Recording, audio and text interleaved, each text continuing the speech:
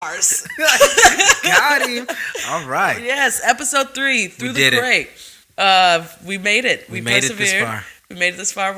We have our third episode right here, now. We're doing the third episode. Yes, that's exactly. So at the end of this, we'll have the third episode. Exactly. Ridiculous. Anyway, we want to thank you guys for listening. And we actually listened back to a couple of our, the last 2 podcasts, and we kind of noticed that you guys don't really know who we are. Who? Like most of you guys do because we're sharing it with our friends. But let's just go into like whoever might not know who we are. If we possibly have like somebody from China listening, let's make sure, because I don't know anybody in China. That's what I'm saying. I don't know anybody Unless in China some of my either. friends moved to China. Who knows? Oh. And then I know somebody in China, but I don't know. And then we could go to China. Hello, podcast. And record a podcast in China. China. Whoa, the first... Well, no, it's probably not the first podcast from China. I'm just going to start saying bullshit, but my name is Cedric. And I'm Tressie. Let's go ahead and give you guys a little bit about us. You want to start? I mean, sure, ladies first, they say. So, let me see. Me, myself, I'm from Oakland, California, born and raised, and I love music. I've loved music for as long as I can remember. Probably some of my earliest memories are music, most of those being from the church. If you remember back in the day, I don't remember the name of the church we went to. Man, Auntie Althea's church? Love Center? Love Center. Yeah. Oh, man. That was the church that was the church that, like, we had the, like, cassette tape that my dad would play in the car, and the music was so good. And I think what I liked most about church was the music, right? And it was the whole feeling that you got behind it. Whether the soul behind it. Yeah, the whole soul. The thing that all these people come together one day a week, and they all come together for one purpose, and you just get that warm, fuzzy feeling inside. The music music moves you, and the power of music was very evident to me from a young age, and I just embraced it. My parents pushed me in music from when I was young. Piano, recorder, to trombone, to rap, to singing and rap. And now, you know what? I love hip hop. So, that's kind of my musical roots. Nice. So my musical upbringing was, of course, I came out the womb listening to music, where so I basically have a very eclectic musical background, I would say, too, if that's the word I'm looking for, right? It's a good word. Yeah? Okay, cool. And it's actually used correctly. Okay, I just wanted to make sure I was. But yes. But yeah, so my dad would listen to a lot of stuff. Like, I got introduced to Traffic, Low Spark of High Hill Boys. Look it up if you don't know it, because that's one of my favorite songs in, like, the world. I got introduced to Yes, it's like a rock band or whatever. It's called Roundabout or something like. Oh. But anyway, that song, I was also introduced to stuff like B.B. King. Introduced to stuff like who else am I looking at? Like Elton John, the Beatles, stuff like that. Okay. And then like my sister kind of introduced me to hip hop, as we've learned in the last podcast, because she was had me listening to, like, Tupac, Biggie. She was a big Biggie fan. I don't know if you knew this about her. I did not know that. She was. Excuse me, I'm drinking beer and I had to turn away from the mic to burp. But but yeah, Details. she was. I know, right? But yeah, she was a Biggie fan, so I think that's what influenced me. Like, I actually really liked Biggie a lot more than I liked Tupac back in the day. Whoa. Yeah, I know. Whoa. I know. Whoa. I know. That is a sin. Apparently, if you're from the West Coast. You are not just from the West Coast. You're from the city of Oakland. I know. And you're saying that you like... I liked Biggie. Okay, you put an ED at the end. I don't know. That's a whole nother conversation. I mean, Biggie versus Pac. You just opened that can of worms. Pandora's box. Because Biggie versus Pac. Biggie was a lot more lyrical. Pac was a lot more... what is it, like? Soulful, like bravado, like more like charismatic on the mic, like a lot to me, like, you know what I'm saying? Biggie would say like some fucked up shit on a lot. Yeah. Of, like the way that he would, but like, and then Pac would, I don't know, like that's a whole other story. Power, past the pump. Like, Pac was dope, man. Oh, yeah, I know. And then, but that's like kind of what sucks is that like I grew up and I was listening to like almost only Biggie, and then like I had to go back and do my research and listen to Pac. But like to be honest, I won't even compare the two. Like I can't say who's better than who. Like, of course you can. To me, I just don't think I can. Of course you can. I don't think I can. I don't think I can. If you want me to say who's better, Nas or Jay-Z, I'll say Nas. Okay, so you can make that comparison because they're both alive and well and can defend themselves? No, I can make that. Never mind. I'm digging a fucking grave right now. I'm just learning something. I didn't know that. Yeah, dude. That was I was all Biggie. But then again, I don't want to open up that can of worms. What we'll do is we'll talk about this on the next one so I can like actually gather my thoughts and have like a nice good conversation about this, cuz I don't know if I could do that conversation right now. I mean, it's just blowing my mind. I don't know if I could do that. Let me collect myself for that, because and make sure that I am sane and presenting myself correctly because that is a very touchy subject. It's true. I mean, and trust me, I'm not one to say that when you're asking who was the best rapper ever.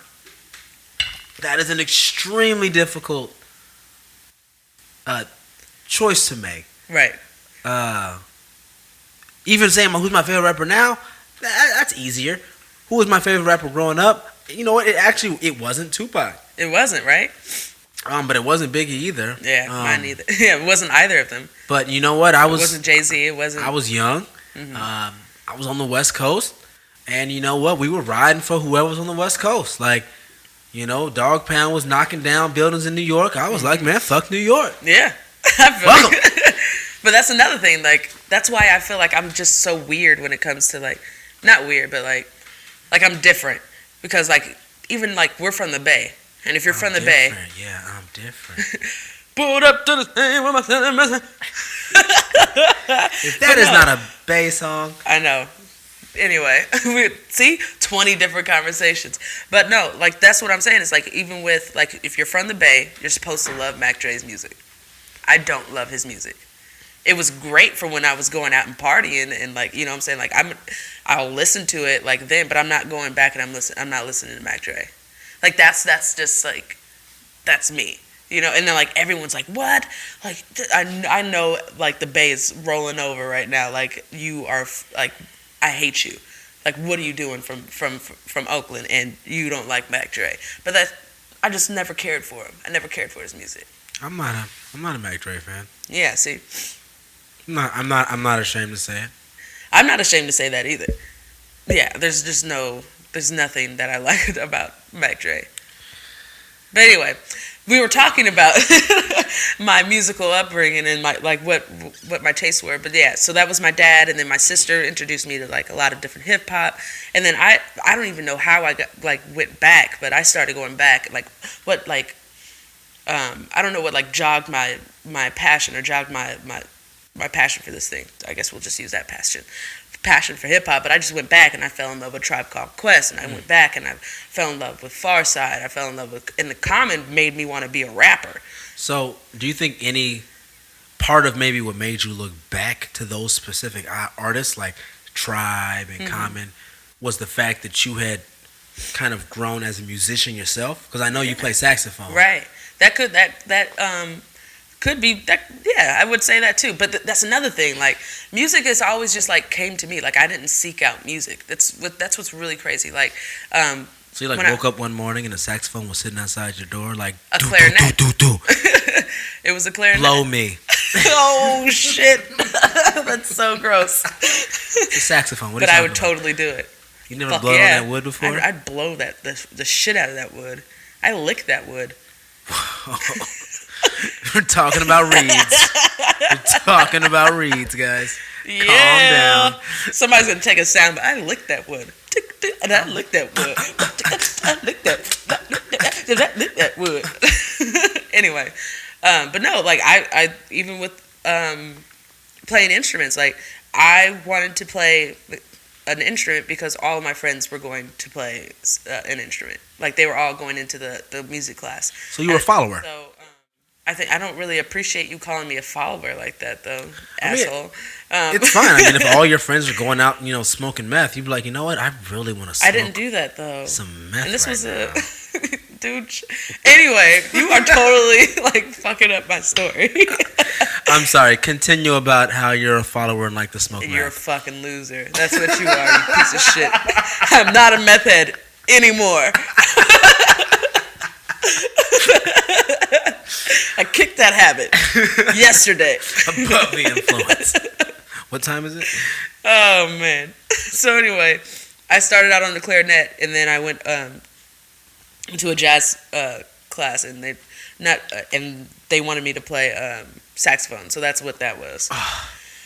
But I really wanted to stay on the clarinet, but like the way I learned the saxophone, like my teacher, Mr. Worm. His name was Mr. Worm.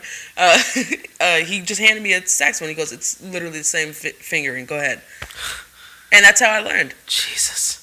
And I was in the jazz band. And they threw you a saxophone? Like, yeah, threw it at my fucking face. That is not. I wanted to play saxophone. Yeah. He was like, my instructor was Mr. Harrington. Oh. All right. Very, very, very proper name, right? Hello, Mr. Harrington. Richard Lawson. Sorry. Great guy, though. Great guy, Mr. Harrington. Mm-hmm. If you're listening, Mr. Harrington, what up? So, yeah, I wanted to play saxophone. He's like, well, we've already got a lot of saxophones. How about a bass clarinet? Oh, they started. So I was like, okay, whatever, dude. Let's see what's up. So I was this big old bass clarinet thing. He had me blowing on this thing. It was all right. That's what she said. Sorry, go. It was all right. Touche. All right. So I'm blowing on this thing, and I'm like fingering it, because he's got different fingerings, right? And he asked me. He goes after, watching me play and taking the instrument from me after I'm finished. He's like, "Do your hands always sweat this much?" Oh, call your jeans. I'm like, I don't know, dude. Like, are my hands sweatier than normal? I'm not taking a poll on how sweaty everybody's fucking hands are. Why don't you tell me? And he's like, well, you know what? Your sweaty fingers might actually rub off the silver on the triggers on the clarinet. So why don't we move you to trombone? That's some bullshit.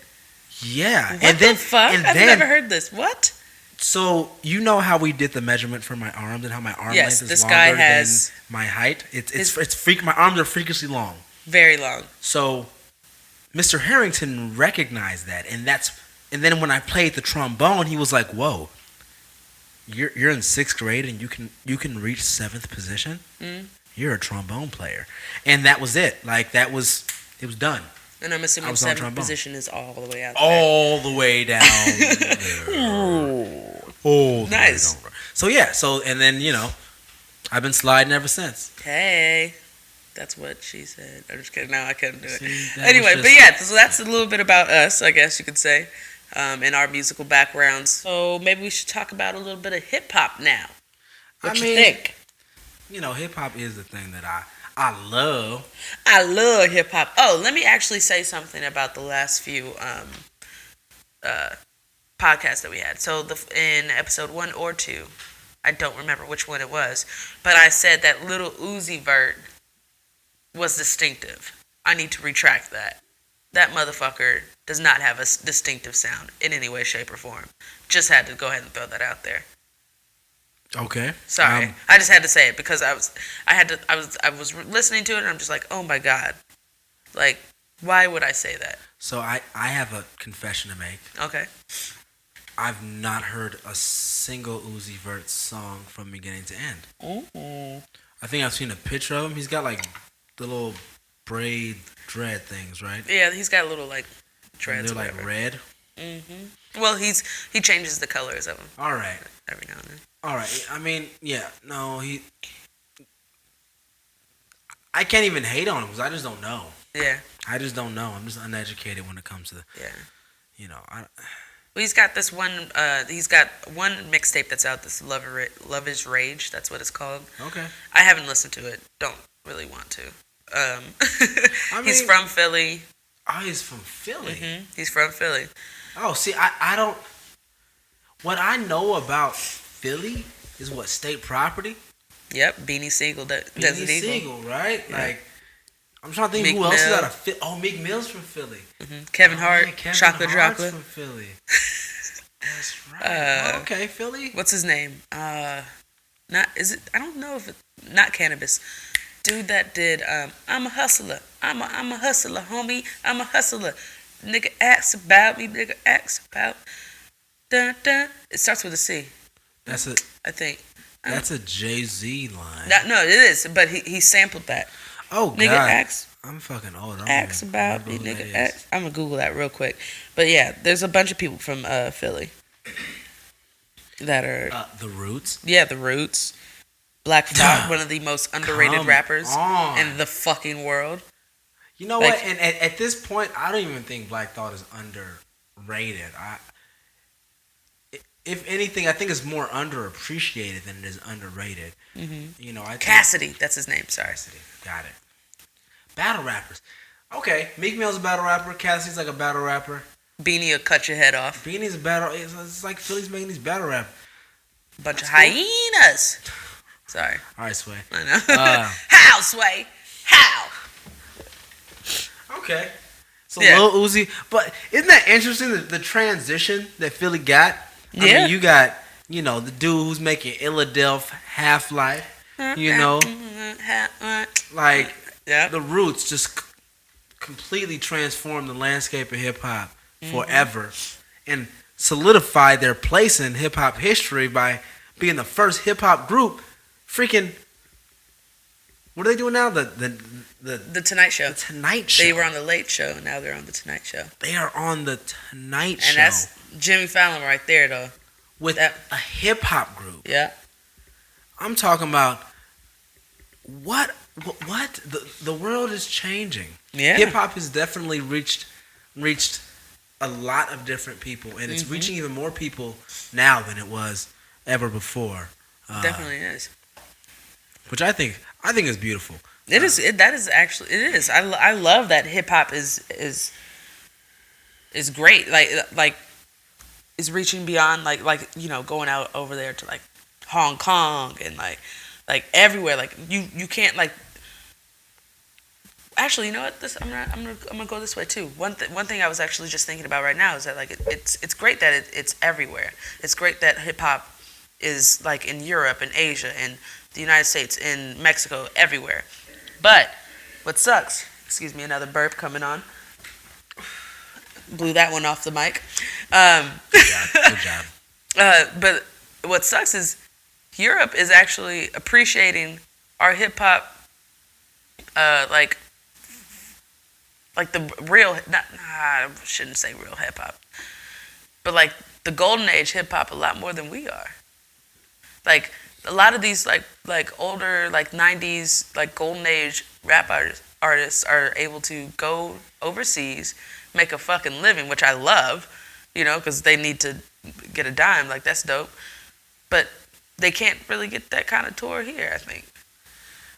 So I know this is like something that we haven't talked about yet, but no, it's it was just fine a thought. because when I even think of the phrase "golden age," you could use the term "golden age" for any generation that might be in their own era. Right. 20 years ago, it was this. 10 years ago, it was that. Right. Now, it's what the landscape is now. So, I feel like every generation likes to put their generation on a pedestal and say, no, you know what? You guys before me, you guys had it all wrong. You guys after me, you've got it all wrong.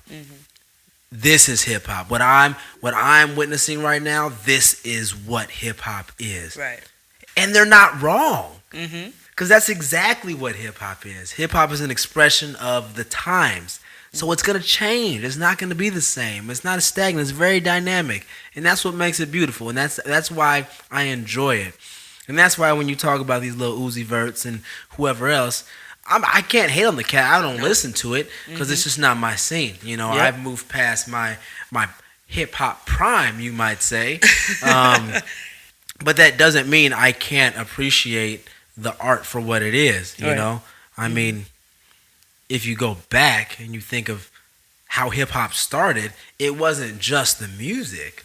You know, it was the music, it was the dancing, it was the graffiti art. Like it was this whole. There's elements thing. of hip. I think there's 5 elements of hip hop. I think that is. There's 5. Yeah. I've heard of it. I think there's the elements. It's let me see. You got your MCs. You got your DJs. Yeah. You got your B-boys. You got your graffiti artists. Mhm. And there's a 5th? I think so. Let me see. I'm looking it up right now because I don't want to say it. Coin the terms. Okay, so there's MCing, DJing, B-boying, and graffiti writing. Yeah, it's 4. So maybe I got it wrong. Okay, well, sorry. We just had to look that up. But anyway, so those are the elements, I guess, or whatever. All right. But there's elements of hip-hop. We'll just put it that way. I mean, yeah, and, you know, the origins of hip-hop, you know, I mean, we all know who originated the term hip-hop. Mm-hmm. Mr. Afrikaa Bamabatta. Ooh, nice segue. Back in the Dizzy. Uh-huh. Not saying he was the first one to do hip hop music, but the first one to actually coin it as hip hop, the first one to kind of take it to that next level. And you know, it was definitely respected and is seen in a lot of different hip hop scenes today as being kind of the godfather of hip hop. Definitely. You know, founder of Zulu Nation. Yep. And apparently, he's been accused of sexual assault as well. Yes. Great segue. Which is unfortunate, and it's unfortunate on all in every aspect, because again, another one of our, like, a founder of hip hop is being accused of this. And if he did do this, like, it's really horrible that if he did that, you know. Yeah, man. I mean, I'm gonna get a refill, but keep going. it's one of those things where, you know, it's a he said. And yes, I'm saying he said because the person who's who's accusing Afrikaa Bamabatta of this sexual assault is a young man who was a young man at the time. He's currently not a young man. But it's always odd to me how these things tend to come up so long after the fact, which to me makes it questions its validity. 1, and 2, makes me question the actual intention of raising the allegations in the first place. You know, it's like why are you now all of a sudden coming out, and you didn't come out when it happened, or you didn't come out 5 years after it happened, or 10 years after it happened, or 15 years after it happened. It's something like 26 years after the alleged assault, you're coming forward saying that you were assaulted and that it scars you for your whole life. But there's also, if you don't mind me, like, cutting in here, but there's also, like, if you're not abused, like, you don't know how that's going, you know what I'm saying? Like, how that's going to affect you. I don't. So, like, if I'm holding something like that in for my whole fucking life, and then, like, I finally feel like, it's like the time, like, not time, but, like, you don't know how long it's going to take you to get over something. For sure. Like, I know people that have been in relationship, like, I know this is, like, probably weird, not analogy. Is that what I'm? Sure. Whatever. Depends on I what don't you're know. about to say. So, or comparison.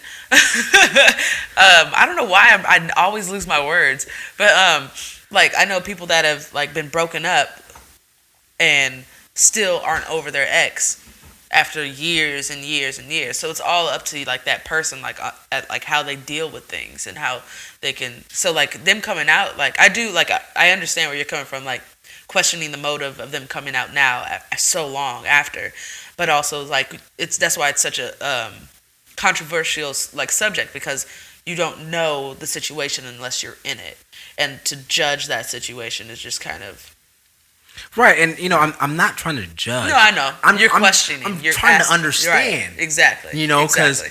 all I know is you've got this, the godfather of hip hop, this like this dude that we place on a pedestal as being this revolutionary figure, not just in the hip hop community, not just in the black community, but as a community leader, as a builder, as a unifier of people, unifier of gangs. Stop the violence kind of thing. His whole message was, let's take hip hop to silence all these gangs and to unify the people to just come together and have a good time. He had a Malcolm X moment where he went to Africa, came back and was like, you know what? Fuck all this bullshit. We black people, we need to come together. Right. And then he saw a way to kind of connect all the people was through the music, through the graffiti, through the art. And then all of a sudden white people started liking it. And then it became popular, and then it's hip hop, and then, here we are today. Right. So it's I don't know, it's hard, because this hip hop thing that I love so much, the founder of it is now being accused of this, and I know some people in Zulu Nation, and they're all telling me it's bullshit. But of course they would, right? I mean, if my leader of the organization that I pledge my allegiance to, right, was accused of something like this, right? If I was a goddamn Huxtable, okay. I knew I was gonna like. If I was a Huxtable, you can't not draw that comparison right there. And someone was like, "Yo, dad was totally raping bitches." Or niggas. Raping somebody, motherfucker. Sorry. This is not. Yeah, but anyway, fuck it. Then I wouldn't believe it. Right. I would. So it's hard, and I don't want to take anything away from the victim. Right. The potential victim, the alleged victim. Yeah. Not potential. The alleged victim. Yeah, alleged. Because I just don't know. Right. You know what? I don't. When it comes down to it, you know what? It really doesn't matter. It really doesn't matter. Okay? He totally could have abused this kid when he was younger. Yeah. It does not change the state of hip hop. It does not change what hip hop means to me. It might change my view of this one individual. And yes, he was a very influential person in hip hop, and a very important figure in starting the whole movement and getting into the mainstream. But it doesn't change the movement. It just changes the individual. Exactly. It's the same thing like with Chris Brown hitting Rihanna, with R. Kelly pissing on chicks. Like, it doesn't change the way, like, it doesn't change their talent. It doesn't change the fact that they actually make amazing music. They might be shitty people, but they make amazing music. Yeah. Afrikaa Bamabatta might be a shitty person if this is actually for real, but he still is the godfather of hip hop. And will be respected as such in that title. For sure. In that arena. Personally, I can give two shits about him if that's true. If it's true. If it's true. But, innocent until proven guilty. Exactly. Unless you're Bill Cosby. Hello. Wah, wah. My nose is really stuffed up. Can you guys hear it? I don't know. I mean, I can feel it. Yeah? You can feel my nose? Thick. You can feel my nose. You're in my nose right now? No, but it's like every time you talk and sniff, I'm just like, I want to blow my nose for you. It's like when somebody's talking and they've got like something in their throat, you just go. It's like it just developed like throughout the episode too. Oh. I don't know what's going on, but anyway, back to the podcast and not my nose. Anywho, so So that's some old shit. Yeah. I mean, what do you know? There's a bunch of new shit coming out. Yeah. Let's see here. And what are you looking for? What are you looking for? What am I looking for? I'm looking to dropping soon. There's two things I'm looking for. Okay, what are you looking for? First, Chance the Rapper. Chance the motherfucking the rapper. Young Chano. I am so looking forward to that, especially since I've been listening to this Life of Pablo, and like I can't get off of Ultralight Beam in his part, like, and then like Surf. I fucking loved Surf. Okay. Like, yeah. Excuse me. Like Surf was like one of my favorite albums. I would play it over and over and over, like front to back. Amazing. And then Acid Rap was one of my favorites as well. Yeah. Like I used to play that. Like everything that he's put out, I play over and over and over. Like I love the musicality of it. I love the way he plays with his voice. I love how uninhibited he is. So I'm really curious to see like what this actual like solo project, because this will be like his first one. His first major album. Yeah, his first 'Cause everything album. Acid Rap was a mixtape. The 10-Day Theory was a mixtape. Yeah, because that's when he was like that suspended. He was on suspension. And then Surf was Donnie Trumpet. Right. In the Social Experiment, which is, a musical collective out of Chicago. The thing that he, was kind of came up in. Right. But that was not a Chance the Rapper album. It's not, and that's what I'm saying. Like I'm looking forward to that. Like, I'm just so curious to see where he goes, because like I've heard him on a lot of different things. I don't know if you've ever heard of this song called Tap Dance. I don't remember the name of the artist, but there's a song called Tap Dance, and his wordplay on that song is amazing. And like that song in itself is just so much more different. It's like experimental, I guess you could say. It's not really hip hop. And then like not hip hop? Huh? I mean, like you could, yes, I guess you could say, yeah, it's hip hop. It's not traditional hip hop. Okay. Sorry about that. So, but like his range is just so crazy to me. So that's what I'm looking forward to. That's what I'm anticipating. I want this album to come out like yesterday. It's coming out soon. I think he said it's dropping this month. Oh yeah, we went to the show. By the way, we went to the. By the way, guys. Yeah, last week, right? Yeah, it was last Friday. Last Friday, we went to the. A week from today. Yeah, a week from we went to that show, and that show, I can tell you right now, Chance the Rapper puts on an amazing show. An amazing show. Oh like, my god! It was mind blowing. Like I don't even know like where to even start. Like the set design, the music, the enthusiasm in which he performed. Changed his wardrobe throughout the set. He was doing dances when he needed to. Yes, he could. He's not a singer, but he can hit the notes when he needs to. He's man. Like he's an entertainer. Definitely. He is an entertainer. Seriously. His personality comes through not just in his own performance, but like you said, the set design, the light show, the whole production of the show is that to me, his whole production screamed Chance the Rapper. Right. Now I went to a Chance the Rapper performance last year at a music festival. And it's Pitchfork last year. And he did that little call thing. He did the woo. Yeah. Right? I've never heard of that until that. So he explained what it was at the music festival. So, all right, guys, yada, yada, yada. My name is Chance the Rapper. I speak very properly, but I'm a rapper. Yeah. I love it. It's dope.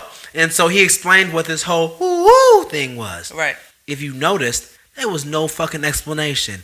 He stepped out there. Before he even stepped out on set, he was woo, and the whole crowd said woo. Yeah. Because they knew already. Right. And that to me shows his progression as an artist, that it was all a plan. Like this was all planned and predestined, that he was setting up, okay, I'm going to do this. Then I'm going to do this. Then I'm going to do this. And then I'm going to do this. Very planned out. Very strategic. Yes. Yes. I will agree. Yeah, like that kid. But then also like look at his upbringing. Like his dad being, was he a councilman or something like that for Chicago, something around those. But yeah, like that's that guy. I'm anticipating a lot of stuff from. And then the second one is Jay Dilla. There's a new album that's going to be coming out called The Diary, and they have the latest song that I've heard is called The Sickness featuring Nas. Oh shit! Fucking amazing. I haven't even heard that. Yeah, it's dope. It's really good. I'm gonna let you. I don't even want to say anything about it until you like hear it. I really liked it. So is this new Jay Dilla album gonna be like the last 6 Tupac records we got? Like, I know, right? they just found some recordings and shit. Like he just had a bunch of beats left over. Probably, because that he would churn them out. I know that for just like some of the research that I've done, I know that he would churn them out a lot. And what's dope is that this album is actually being released under Massapil, which is Nas's album or Nas's label or whatever. Oh. So it's got a lot of I think it's got a lot of different features on there, of course, just because Dilla. But yeah, that's something I'm anticipating though. Very interesting. Yeah. I'll have to definitely check that out. For sure. Oh, Tressie needs to blow her nose, I'll tell you that much. I mean, blow something. What about you? What you looking at? Man, I mean, you already know I'm a Kendrick stan. We've already established this. But I'm not just a Kendrick stan. I'm a TDE stan first. Yeah. 'Cause if you don't know, I was totally repping TDE before necessarily Kendrick. Right. Absol, I thought, was like the rawest motherfucker alive before I even listened to Kendrick. Right. He still is. He still is one of the rawest. He's dope. I mean, I don't think he's releasing anything this year, but Schoolboy is. Yeah. And I'm legitimately really excited about Schoolboy's project. There's no release date yet, but he released a video for a song. And you know what? It's a little bit more lyrical than I was expecting to come from Schoolboy. Yeah.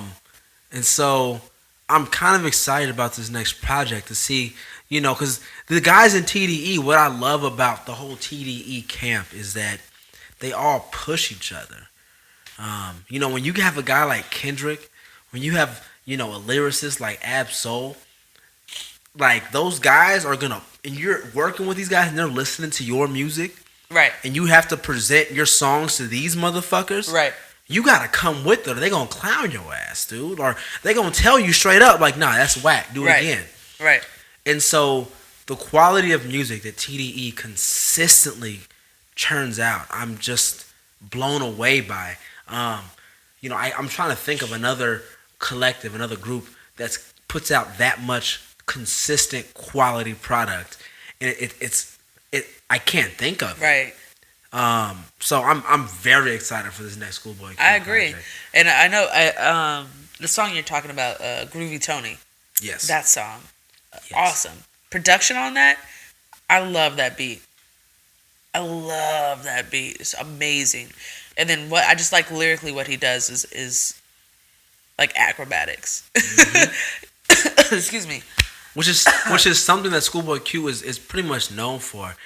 His content has not always been on par, I think, with what he can do to a beat. Like, he's one of those guys that can kind of ride a beat in a really different way, like a really creative way. Catches the pocket different. He'll catch a pocket different. Yeah. He catches it, but it's gonna be like on a little off. Yeah.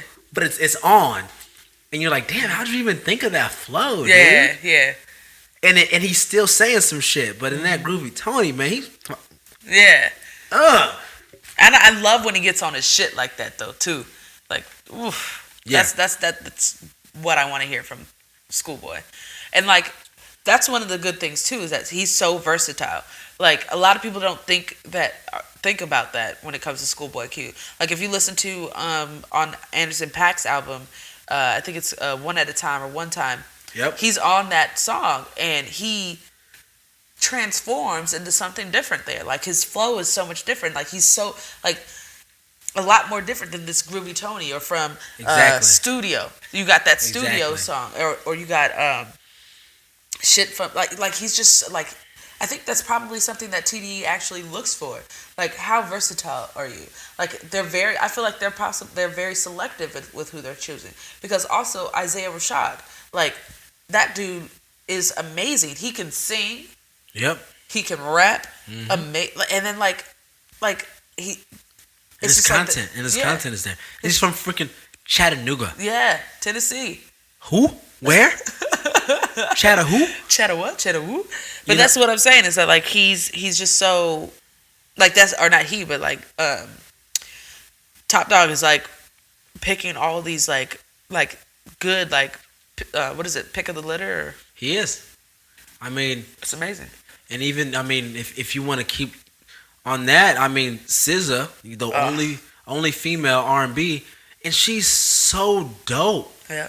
Like I want her to release something this year. I don't know if she is. Dude. TDE has been like, or I'm sorry, Top Dog has been really hush about his releases. You know, they've been saying, "Oh, we're gonna release this. We're gonna release this at some point. At some point." Right. Now, a month ago, when they were talking about there's gonna be a surprise release, I thought that was gonna be Schoolboy. Yeah. And it turned out to be Kendrick's Untitled Unmastered. Right. And that just completely threw me left field. Mm-hmm. But yeah, man, anything out of TDE, I'm definitely checking for. For sure, definitely. Me too. Oh, there's a song that I wanted to tell you to listen to. SZA. So I don't know if you remember Caretaker, that song on Surf. It's by Drum.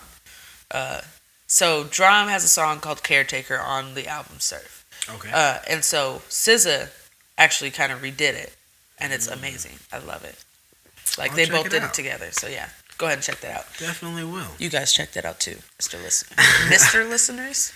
That's what I was going to call you guys? We have 11. 11 followers. 11, yeah, we actually do have 11 followers right now. I don't even have 11 friends, so I think that's amazing. Dude, some of them are from like outside the country too. That's awesome. That's what's up. I don't know like how the whole like fake followers things work. I don't care. It's a number. Yeah, it's a number. But some of them like I follow. If you guys follow us, I make sure to follow back on SoundCloud. So if you're listening, go ahead and follow, and we'll follow back and all that good stuff.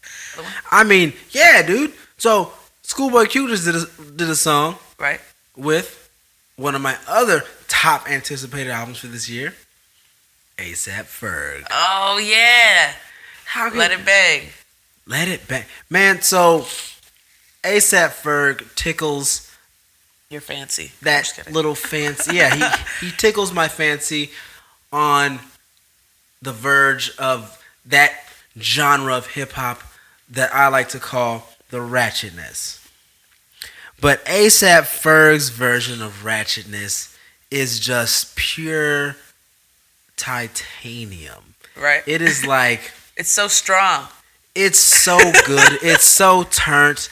The style is really unique and creative. Mm-hmm. He pays homage to all the OGs that paved the way. And throughout all of that, he still manages substance in his turned up state. Right. He's like a Super Saiyan with a PhD. I love that. I don't get it. I love that. I don't know how he does it. Right. But it's fucking incredible, and I fucking love it. ASAP Ferg, man, he's supposed to release actually this motherfucking month. That's dope. What thing? April 22nd. Check for it. I'm probably gonna fucking buy it, just ride off without even listening to it. Cause Trap Lord to me was a very slept on album. It was. I slept on it myself. Very slept on, and I mean, ASAP Ferg found a way to take himself and separate himself from the ASAP mob, and come from under, ASAP Rocky, who was clearly the most popular person out of ASAP. Yeah. And still pave a lane for himself without even needing a big ass cosign from Rocky. Right. Rocky was there, but it's still Ferg. It's Right. still Ferg. So, man, shout out to ASAP Ferg, man. I'm definitely checking for it. And then Definitely. also, like, if you think about Trap Lord too, like, the motherfucker had Bone Yep, Thugs and Bone Harmony Thugs. on his first album, though, dude. Yep. On your first album to have like that kind of feature, and like, because they always like say like they, because even I think ASAP also did that too. Like they would study Bone Thugs because they loved how their flow was, and so by that paying homage, like that's the type of shit that I respect. Because I respect artists that go back and listen to, like, or listen to, or you know, just find out what hip hop was before they got into it. You know, so Gotta find me a little boy to start touching on. oh shit, ouch, awkward silence Paying homage, that's all. Just paying homage. by sucking some. I'm just kidding. Let me stop. Whoa. I'm gonna take that a little too far. Let it Anyway, bang. oh, another person. I'm not anticipating it. I just know about it because this motherfucker is everywhere. Excuse me. What are you talking about? Drake. Oh, Views yeah. from the Six. Views from the Six. Dropping that at the end of the month. So. I wonder how many writers he's got on this one. Oh. I just want to hear some of the songs, cause so one thing I have to say, since you brought up Drake, Yeah. we haven't talked about this yet. We have not. But it has to be, since you brought up Drake, we have to touch on it. Let's do it. Touch it. Touch it. Format it. Sorry, go ahead. Format it. Ghost writers in hip hop, and you know what? I don't even think it's ghost writers. Like the way Drake is doing it, I think it's more like album by committee. I don't. People are like, "Oh yeah, Quentin Miller wrote blah blah blah." I watched an interview recently with Quentin Miller where he was questioned by DJ Vlad about, the process and how the whole thing went down. And Quentin Miller wasn't really answering the questions directly. He wasn't. I watched that same interview. But the way he made it seem, just if I'm looking through, because the way I view the truth, all right, I don't know if everybody else views the truth this way, but this is my truth, so I think it's the truth, so it is the truth. Talk about it. The truth is a point in. Imagine the truth being a point in space. Gotcha. A singular point in space. Now, you never know the truth unless you've actually seen the truth. Now, if you hear someone telling you about the truth, then that's from that person's perspective, which is another point in space that is a certain distance away from the actual truth. And then you get another person's opinion, and that other person's opinion is another point in space. So you can find the actual truth by finding where all these people's view of the truth kind of converge into one point. Okay? I wish you could all see my hands doing these like things, right. But you can't. So just imagine multiple points in three-dimensional space converging into one point, and that is the truth. Got to bring it back to science, all right, guys? I know. I was just gonna say space-time continuum, whatever. So what I heard in the interview was a part of the truth. And I'm listening from the other side, the whole Meek Mill thing and him talking about you got ghostwriters and the Moji guy who came out before and talking about you weren't paying me, so you're just jacking my dance and Moji? jacking Who's this. Moji? Oh, that was the guy who came out on Instagram saying that he was a ghostwriter for Drake and that Drake stole his dance because Drake used a line in a song. He's like, Moji with the dance moves. And Moji is shown in a video doing that whole like dance move, the hotline bling dance with the whole back and forth thing. Again, you guys can't see me doing this stupid shit. I wish you could because it's hilarious. It's gross. It's gross. So this guy accused Drake of not paying him and just like using him as a writer and for influence. And then all of a sudden, I guess Drake cut a check. Yep. And he deleted all of those posts. He deleted everything. Oh God, Drake. So when I see that, when I listen to, if you're hearing this, it's too late. If I listen to Take Care, if I listen to, Drake's older projects, where the fuck did If You're Hearing This Is Too Late? Where did that Drake come from? Right. It's and it came from these people. It's a different Drake. Right. I feel you. There's no comeback season Drake on there. Of course, he's killed that. And Take Care. The Weeknd wrote half of that. Yeah. He admitted it. Yeah. He said, "Yeah, I fucking wrote half this shit for Drake. It helped my career. I didn't sign to OVO because I don't want to be a fucking slave. I wanted my own shit." Yeah. So it's like if you take all these views from the 6. Sorry. I'm glad you put the connection together. Yeah. But if you take all these views and converge them into one point, you can kind of develop a truth. Right. Is Drake using ghost writers to write his shit? I don't necessarily think they're ghost writers. Like, they're just people who are just giving him things. Contributors. But do I think Drake has a team of people that come in and influence the type of music that he makes? Yes. The same thing with Kanye. Like, he rarely produces something anymore. He has a team of producers. He says, "Well, I want it to sound like this." He's was it Quincy Jones? That's what it is. But you know what? Kanye West is not claiming to be the only person a part of this. Right. Dr. Dre did the same shit. Yep. Chronic was a compilation album of all these creative people coming together. Yep. Yes, it's Dr. Dre's album, The Chronic, but you know what? I got Snoop on this motherfucker. I got Corrupt on this motherfucker, and it's gonna be a fucking hot ass, fucking dope ass album. Bitch, you more of a bitch than a bitch. Sorry, I just had to say that. Exactly. So, when you compare Drake to the Kanyes and to the Dr. Dre's, Dr. Dre and Kanye are producers first. Yeah. They are producers of music. Yeah. They are not artists first. No. Drake is an artist first. So he's an artist first with some producer tendencies. Mm-hmm. So if he wants to be the producer, you know what? Come out and say like, "Yo, Drake the producer is coming out with an album." But he's not. Right. He's saying Drake the artist is coming out with the album. So that's the thing. Featuring 10 other niggas. Exactly.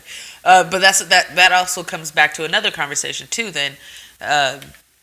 Can he be considered one of the greats if he's not writing his own shit? No. Like you can't. Like no. I feel like that's a rule in hip hop. Like if you ever listen to hip hop, if you know anything about hip hop, there's no way you could be like one of the greats if you're not writing your own shit. And if you're dick riding somebody else's style, like he did Big Sean, let's just put it out there. He kind of stole anyway, I can go into a lot of stuff. I know you can. I know how you feel about that. And go ahead. It's just like, so if you can't be considered one of the top people. Like, you could be a top entertainer, but you're not a top MC. Like, there's no way that you could do that. For sure. Entertainment factor? Yes. Right. Drake is extremely entertaining. You know what? I like Drake's music. I don't like all of it. When he gets all singy and... I hate when he gets singy. I hate that shit. But when Drake raps, I love it. He's a good rapper. And I'm not saying that Drake doesn't rap, or write. I think that Drake writes. Yes. But I also think that he takes... what is it? What is the words with the C? Swagger jacking? He kind of swagger jacks. I don't know. Like, because if you listen to comeback season Drake, and you love that shit. I love comeback season though. But if you listen to or So Far Gone Drake, it's a lot different than Take Care Drake, or because that wasn't Drake, or if you're reading this, or What a Time is Too Late. Yeah, or What a Time to Be Alive Drake. Like, it's different shit. So. And I'm not saying that he doesn't have room to evolve either, but I'm just saying, if you write a certain way, I think as a fan of hip hop, I know how you write if I listen to your music. Yep. So I know there's a difference. I think I as the listener would know evolution versus plagiarism. I don't know. Okay. Yeah. No. And I mean, I remember when I first heard "If You're Reading This Is Too Late," I'm like, this is not fucking Drake. Right. And then now I'm going back and I'm listening to a bunch of these songs that Quentin Miller's been putting out. Oh, and I'm like, I mean, yeah, okay. So the dude's voice is boring. The dude has a terrible voice. He's really I get boring. it. But his style is exactly if you're hearing this is too late. Yeah. Like that's the I think it's if you're reading this, but yeah. whatever, we know dude. what we're talking Fucking about. this album, I didn't even. You know what's funny? I didn't even like that record that much. I didn't either. I was not even feeling it because I I didn't feel listened like to, like, it didn't two feel like songs. it didn't feel like a Drake record to me. It didn't feel like, and I was like, this is not a Drake record. Like Right. this is just. I don't know what this is. I don't know what I'm listening to. I don't know what this Right. is. Right. There was a few songs I liked, you know. I got enemies, not a lot of enemies. Like that shit's hot. I Yeah. get it. 10 band, 100 band, fucking man. Yeah, it's just hot. But you know what? That's not Drake, nigga. It ain't you, nigga. So just throw this out there, guys. Just little things. So Drake has a song called 10 Bands or whatever, right? The Yeah. band song. Quentin Miller signed to Nike, and he raps constantly about his fucking Nike Fuel band. Yeah. Is that and a his golf hat. coincidence? Oh, I see what you are trying to do there. Anyway, I'm just throwing that out there. Yeah.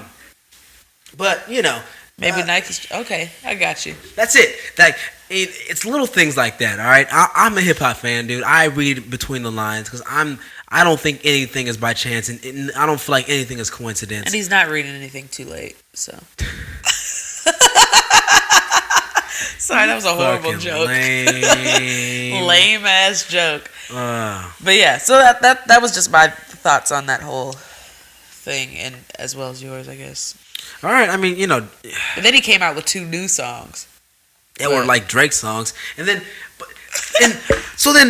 okay. So frustrated with Drake right now. So I am. frustrated. It's frustrating. If you could see me, I'm like pulling out my fucking dreadlocks one at a time. He's got dreadlocks, guys. Nice. You just learned that. You learned something new. So then he's doing songs with these African African people. Oh yeah. And it's like this new wave of music that's coming out of Africa or some shit. Of course, it's a new wave of music that Drake is hopping on. Yeah. You know, Drake is one album away from being irrelevant. What? If Views from the Six is not like dope as fuck, he will just Into the abyss.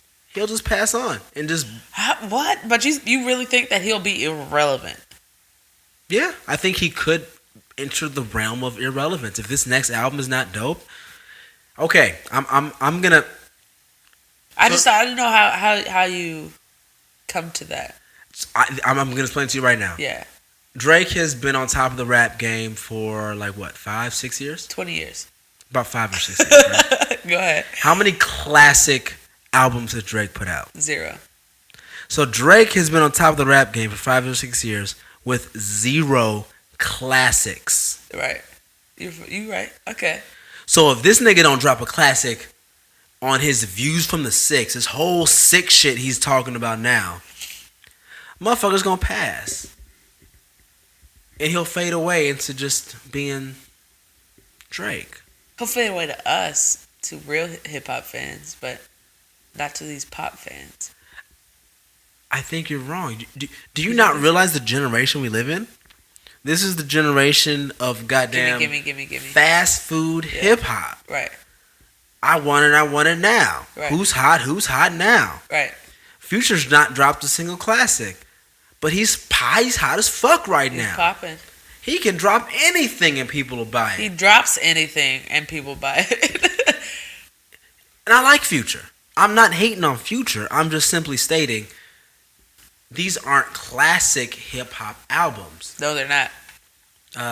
They're good albums for now, but they don't have that lasting replay You're not value. going to go back and listen to it. I feel you. No. Okay. And so if Drake doesn't come with some of that Heat. replay, damn, Drake, you dropped a classic, then you know what? Yes, he will still make his money. He'll still be big, but he's already peaked then. Yeah. Then his peak has come, and he's going to slowly start to decline. And in 2-3 years, you won't even hear about Drake anymore. Right.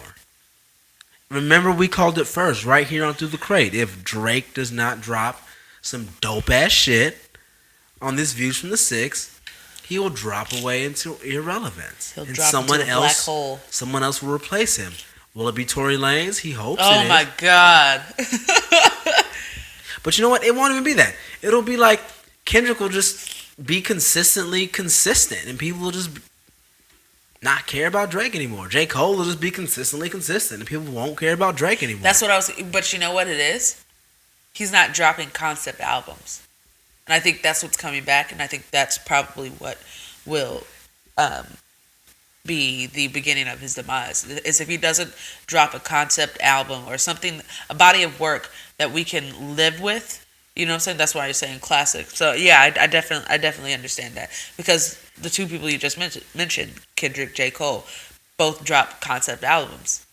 You know what I'm saying? Like 2014 Forest Hill Drive was one of the best albums in 2014. Yeah. And like that was clearly a concept album. Like he had people fucking listening to it, walking through his house, and he named it the address of the house. You know what I'm saying? Like concept shit. Like I don't think Drake's giving us a look into his life, and there's nothing relatable there. So I don't think if he doesn't drop something like that for fans to relate to, instead of like all this other like shit, I don't think he'll be considered. Yeah, I think that makes sense. I think you've turned me. And I honestly think that's why he's turned to the reaching out to other people's buzz. Yeah. Because he's like a pop star that's got nothing left. Like he's a fucking pop star, bro. He's not this. He's not a hip hop artist. He's not this hardcore like hip hop guy who's he's a pop star in the genre. He's a rapping pop star. Let's actually be clear. Like there's a lot of rapping pop stars. He's a rapping pop star. Yeah. Okay, he makes pop music, but he raps. Yeah. He's not singing. Right. He raps. Right. I feel you. That's a very interesting. Like, you totally blew my mind with that one. That's mind blown. You're welcome. That's what it sounds like. You didn't need your mind anyway. I didn't need it. Why not? I can't have a mind anymore. Hell no. All right. Well, there you have it. There it is. Drake gone. Drake will be gone in 3 years. You heard it first here on Through the Crate. Through the Crate. And it's sad because that man can rap when he wants to. Yeah, but he really can. He needs to give us a little bit more than just pop star bullshit. Yeah. Let's move on. What's been happening in hip hop these last few weeks? Because it's been like 2 weeks, right? Yeah, it's been 2 weeks since we did some stuff. I mean, we had to get our ducks in a row. Make sure we gave you guys some good shit. Ducks in a row. Where the hell does that saying come from? I don't know. I have no clue. It's probably some hunting bullshit. Right. Make it easy to shoot some ducks. You know, duck meat's pretty good though. I was gonna say I've never had duck, but I have. I have duck confit. Yummy. Yummy, dummy. Did you hear about Janet? She canceled her tour. No. Because she's pregnant. How old is she? Dude, she's like 59. I'm just kidding. I don't know. I think she's like 48 or something. But she's trying to get pregnant. Dude. I didn't even know she was married. To Jermaine Dupri, right? No. Oh. That they haven't been married. They haven't been together for a while. Whoops, I don't follow that shit. Oh no, this is totally like not cool. But anyway, I don't know how old she is. I think she's probably like, I don't even know. I'm not even gonna guess. I can look it up. But she is. She's like 77. She's not 77.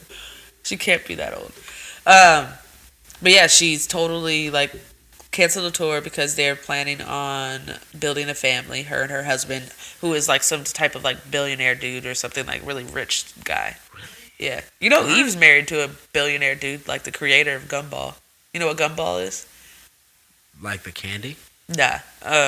Dude, I sound so like sick right now. Sorry, guys. But no, hello, hi guys. Hey I guys. sound so totally stuffed up. Gumball is like it's a 3,000 mile road trip, and a bunch of like entrepreneurs or like billionaires, like a lot of rich people drive cars, and I think it's held in Europe or something like that. It's called Gumball? Yeah, it's called Gumball. Gumball 3000 or something like that. Okay, it's like a okay. I probably Isn't don't know Gumball like anything. a cartoon though too? I think it is. It's a funny ass go. I'm gonna look it up because I think Arissa watches it. My sister. Gumball. Or she's married. She wants to start. Yeah, Amazing World of Gumball. Anyway, but yeah, she's getting married, and so they are not refunding the tickets. Not she's not getting married. She's having a baby, and so they're not doing the refunds for her show because she's canceling the show. But right now, What? if you could see his face, he was like, "What the fuck?" Yeah. So she announced on Wednesday, a while ago actually, that she's postponing the tour because she's starting a family, and she was very vague about like when she would return. So like a couple of the venues where she was supposed to play haven't gotten like the official word yet. So they don't know that the tour's been called off yet or anything. Like this video came out that Janet What did, the and she was like, fuck? "I'm gonna be canceling some of the tour because I'm planning on a family," but the venues haven't gotten anything yet. So the general consensus is that they're just gonna go at a later date. So Ticketmaster like sent an email to like all the ticket holders, and they were like, until we get word about a cancellation, we're gonna treat it as a postponed and rescheduled event. So there's no refunds. That is bullshit. Yeah. Yo, let someone in another profession pull some shit like that. Right? Oh, your house is on fire. You know what? I'm sorry. I had to go have sex with my wife or with my husband. You know what I'm saying?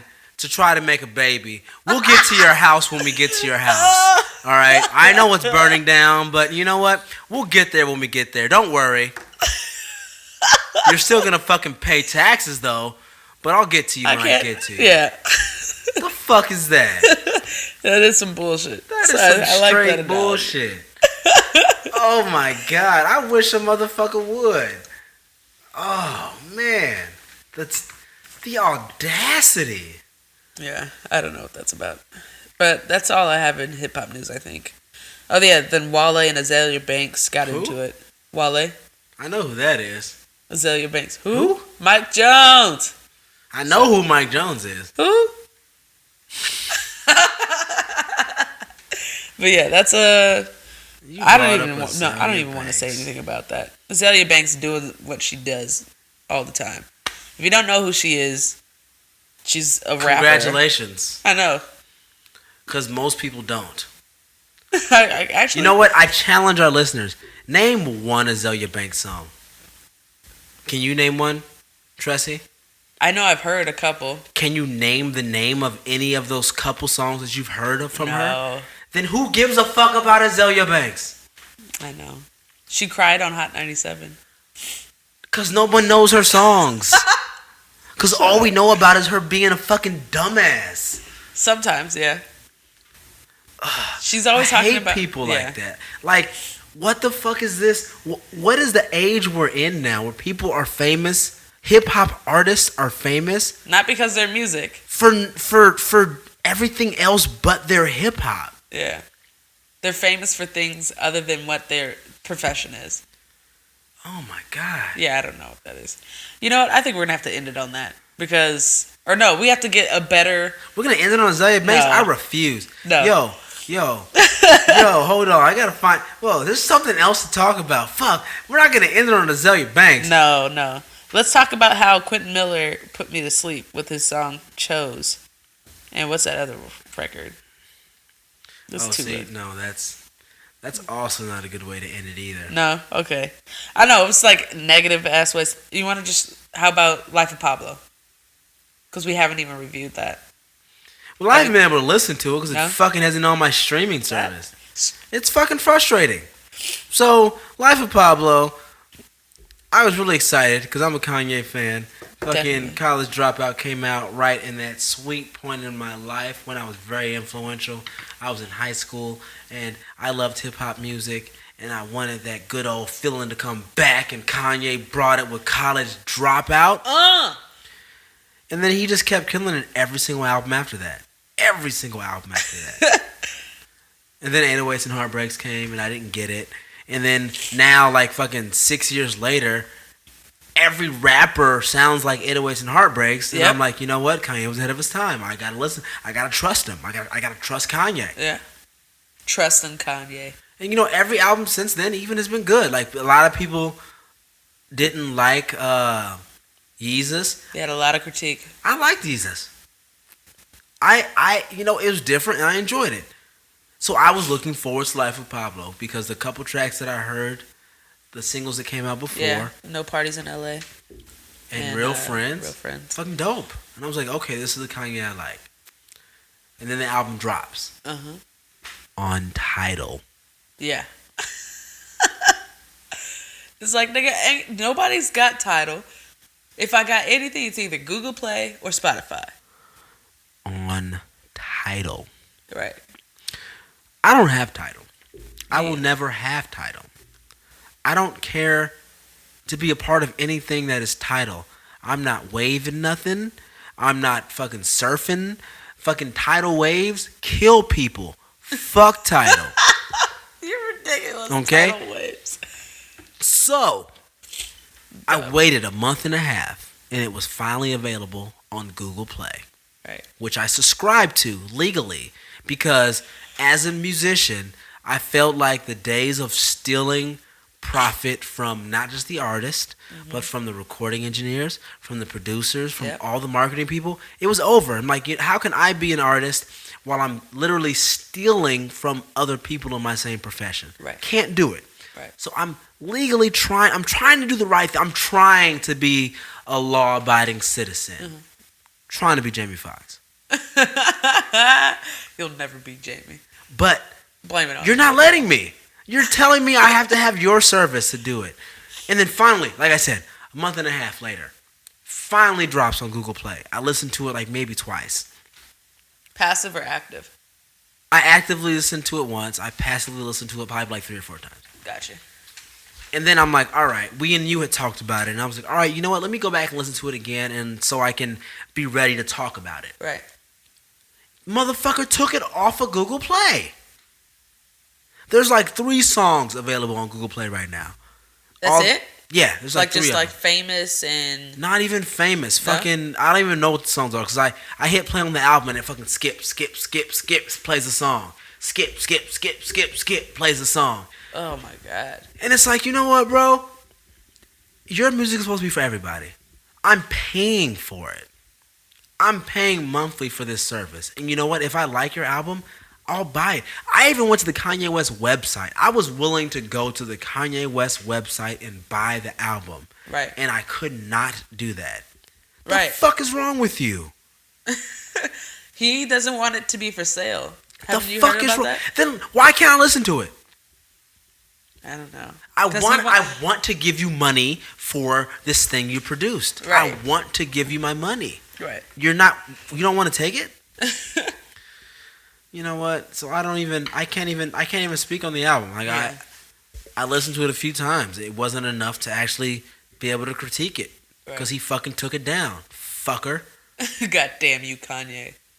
Shit. We used to love Kanye. The club Kanye. I'm just the fun. Yeah, I know that from SNL. Thanks, Kanye. Oh man, yeah, that sucks. You know what? I'm gonna save one conversation for the next one because I was gonna go into the whole. What do you think about streaming services? But I think that's a good one to start on, like, so we can expand a little bit more on that. For the You next guys episode. are tired of listening to us talk anyway. Yeah, probably. But Life of Pablo, I think. Let me give you my Spotify info, and you can listen to it again. I'm actually because at first listen, I didn't like it. Okay. I was like, "What is this shit?" And then I listened to it again, and then now Ultralight Beam is like one of my favorite songs. And then he also has a song called Fade, I think it is.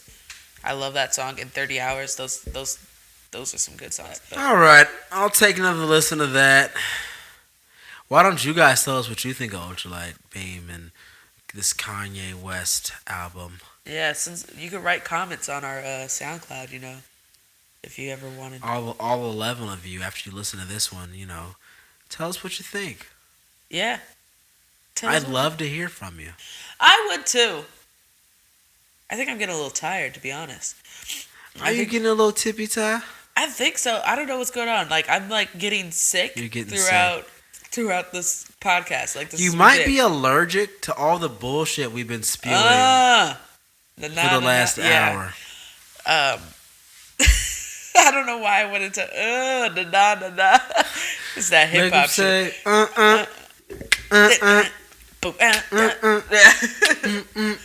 Make it say Anyway, guys. All right, well that was Through the Crate. Through the Crate. Dig Dug. You'd have been Doug Dig. Dig Dug. Thanks Isn't that for like listening, a DC guys. song? I don't know what you're Dig talking Dug. about. Why don't you ever know what I'm... You don't know anything. He hates me. That's what's happening right now. Through the Crate, guys. Thanks for listening. All right, guys. Till next time. Deuces.